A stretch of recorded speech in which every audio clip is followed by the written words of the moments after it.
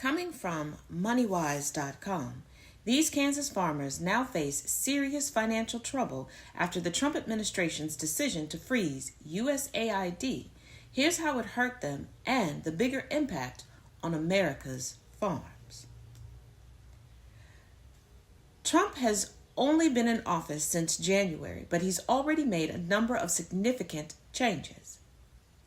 One of them was halting funding for foreign aid programs. Specifically, Trump initiated a 90-day freeze on U.S. Agency for International Development, or USAID, which aims to reduce poverty, fight disease, and address humanitarian needs in foreign countries. And he lied to y'all, and you bought it hook, line, and sinker regarding how USAID benefits the United States. And you would rather take sound bites from a known liar than do any amount of research. What was that about facts over feelings? Research over me search? By February 4th, his administration announced that nearly all 10,000 USAID employees were being put on leave and that those working overseas would be recalled.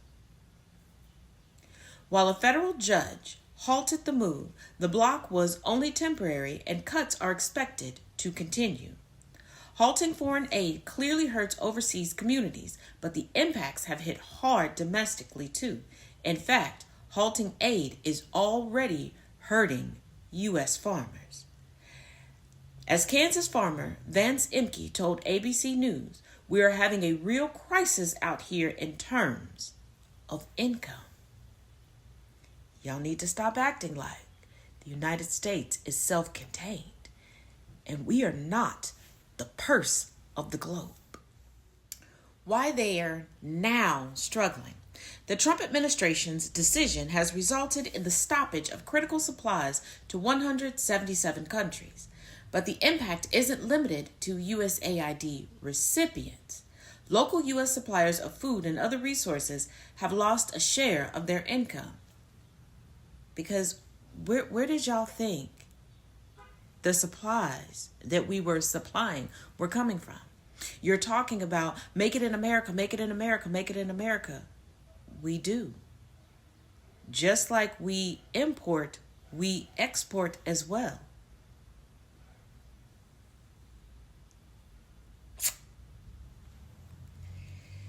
That includes Vance Imke and his wife, Louise. Their farm produces grain that gets shipped overseas, and if the program goes away completely, they, and many farmers like them, will be at a loss for income. USAID annually buys about $2 billion of surplus and commodities like wheat and grain, Vance told ABC News. There's a very valuable market that's vanished. The Imkes aren't the only ones losing income in light of the USAID freeze. USAID contractors are said to have reported laying off nearly 13,000 American workers, though the number could be much larger. This is a telltale sign of a piss-poor business person when they look at things without context, without nuance, and very singularly, without realizing how interconnected many things are, especially when they're convincing you to do the same. They always convince you all to individualize things down, and this is how they get you to agree to shit that will never benefit you. And then after you figure out that it's not benefiting you and it's hindering you, instead of you admitting that, ooh, you fucked up and you need to educate yourself, you decide to still stay stupid.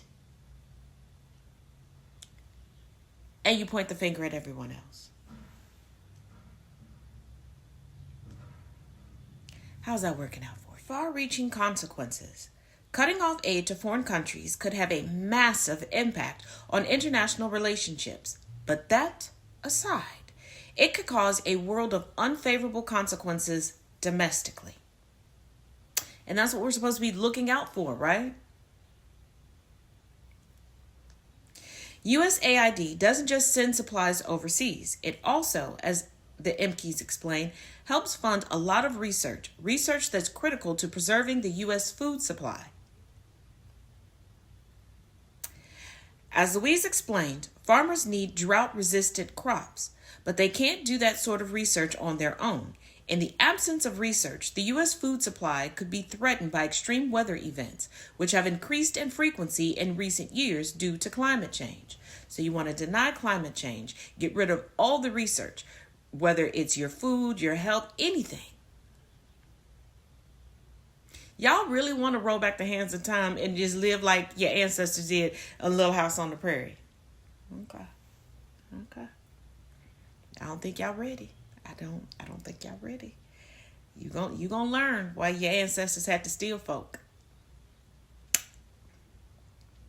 For example, according to the Associated Press, a University of Illinois Urbana-Champaign lab working to expand soybean usage could shutter in April without funding.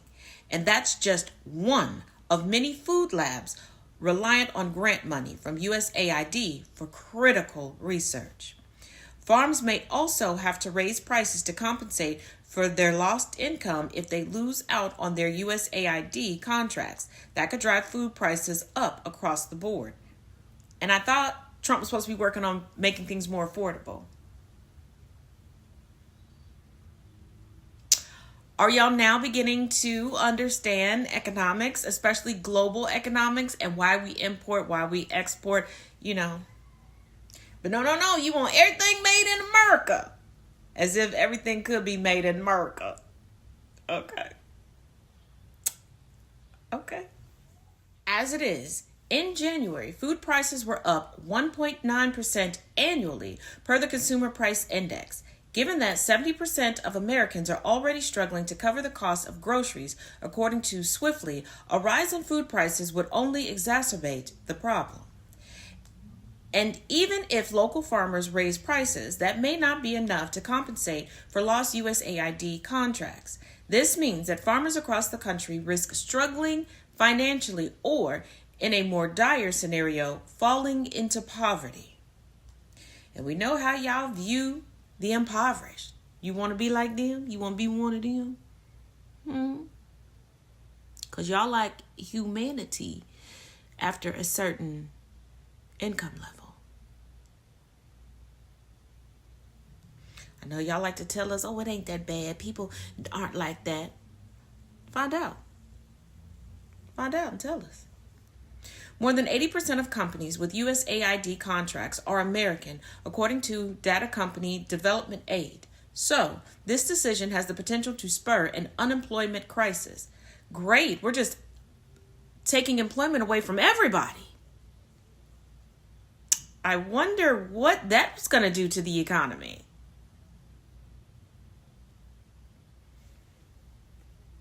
For Vance Imke, the concern is twofold. He's worried about his family's livelihood and the well-being of in-need communities overseas.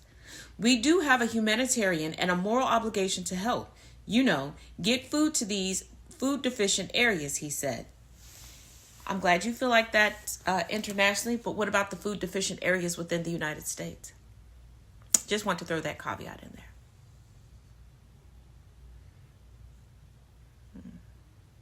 And just for shits and giggles and your own edification, why don't you look up and see how cuts to USAID is going to affect your veterans?